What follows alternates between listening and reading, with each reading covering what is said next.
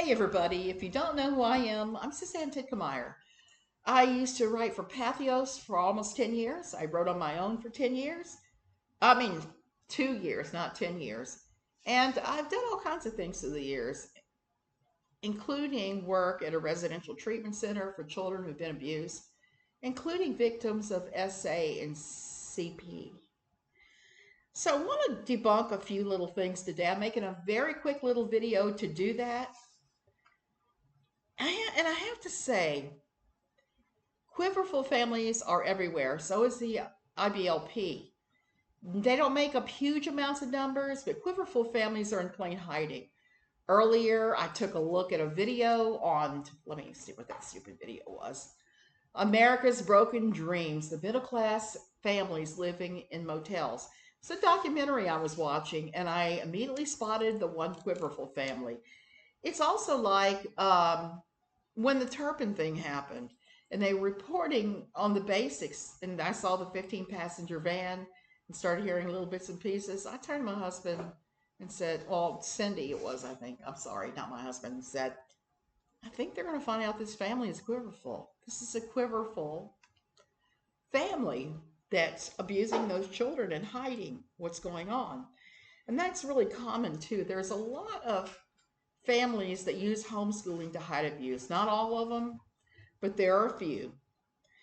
So right now, I want to go ahead and debunk a few things. First, let me say, do not send hate or nastiness to anybody I talk about or anybody you think I'm talking about. Let's not go there. Let's be higher, better people than that. Also, if you could do the YouTube things, hit like, subscribe, I would be most grateful. Okay. Somebody was stating today that many of the mothers in the IBLP inflicted SA on their children. I knew that was not true, but I had to actually stop and look up all the statistics, look at the studies that were done on CP and on, SA and see exactly what the statistics said about that. This person was I think she's misunderstanding a lot of stuff. Mothers in these groups, these high demand religious organizations, tend to turn a blind eye to the obvious ABUSE going on around them, including the SA type. They will sometimes, I'm not going to say hide, they'll pretend that it's not going on. As in, as long as they don't talk about it, it won't happen. There's something to be said about these people that prey on children like that. They're hard to track. They're hard to figure out who they are. There's no discernible personality pattern like there are in other types of sociopathy. Say certain types of serial killers. This just doesn't exist for the PEDO. There's not one type of personality that fits that. It cuts across all personality types, all socioeconomics, all classes.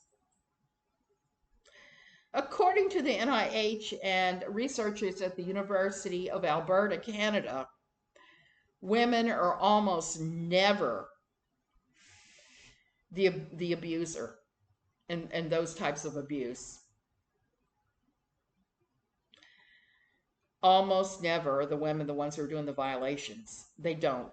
Now, there are a few exceptions, like the nuns. There's been some nuns in some of the former Catholic schools where the nuns have been the ones that have done that sort of thing. But even there, that is kind of few and far between. There's no evidence that if you have a brother who's doing that, that you yourself as a brother will be doing that. If that was the case, then you would have to look at some of the others that have been caught doing that, such as a certain person's brother-in-law that's doing that, and say, is that person's husband doing that? You just can't say that. There's no evidence that a brother of somebody doing that is going to turn to doing the same thing. There's just no evidence. So I started looking at RAINN too. If you're not familiar with RAINN, they are a really great resource for anybody who has been a victim of SA. They keep statistics on this stuff, same as the NIH and these other places that I'm citing. They have extensive research. And they have determined that there just aren't that many women that do that. Child SA in Protestant Christian congregations was a survey that was done that came up with the idea that 98.8 of all offenders within a church are male. Very few of them are female. 98.8, that's pretty almost not there. So to say that mothers are doing this is just not right. The statistics don't support it at all. I was disgusted to read that 81% of the time it ends up being an employee of the church.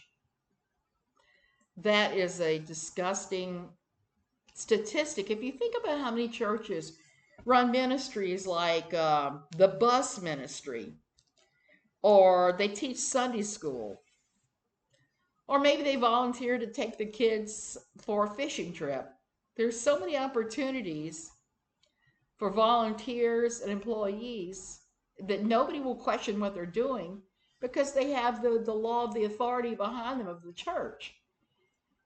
And these people, they realize that having this authority gives them a place to speak about this stuff. So, not speak about this stuff, to do these things unquestioned.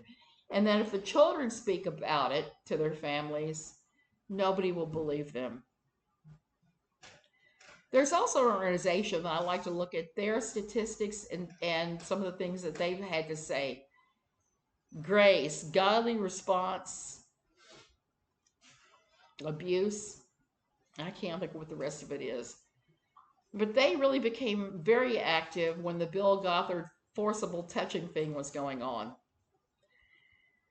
So I guess what I'm trying to say here is, don't believe when this person is saying that all mothers do it, that all men in the IBLP do it, that church guys always do this stuff. That's not true. The statistics show that almost across the board between denominations, I'm talking Protestant denominations, I'm not talking about the Catholic ones, that it's almost entirely male.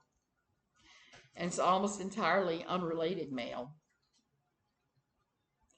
Instead of the allegations that were being made that it is always family members or people super close to the family that are doing these things. Just go ahead, if you could go ahead and check out RAIN, you can check out the University of Alberta, the researcher thing. I'm going to go ahead and put that up too.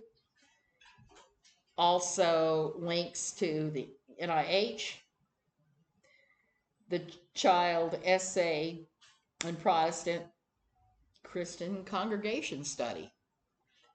So that the next time somebody makes these claims, and you can say, oh no, look at this. This says that 98.8 of offenders are male. And that's a scary statistic, some of the ones I've had. Okay, you guys, I'm going to go ahead and go. I didn't want to go on forever since I just did my love after lockup thing with my husband. Merry Christmas. If I don't see you before that, I'm sure I will, but I'm just going to throw that out there for those of you that don't watch me very often. Take care of yourself. Treat yourself kindly this holiday season. Hey, Stinky. And just know that it's perfectly okay however you want to celebrate or not celebrate Christmas. I'm trying to show you Stinky. Come here, Stinky. Because he's over here rubbing on me. He wants me to feed him. So I guess I better go feed him now. I'll see you guys later.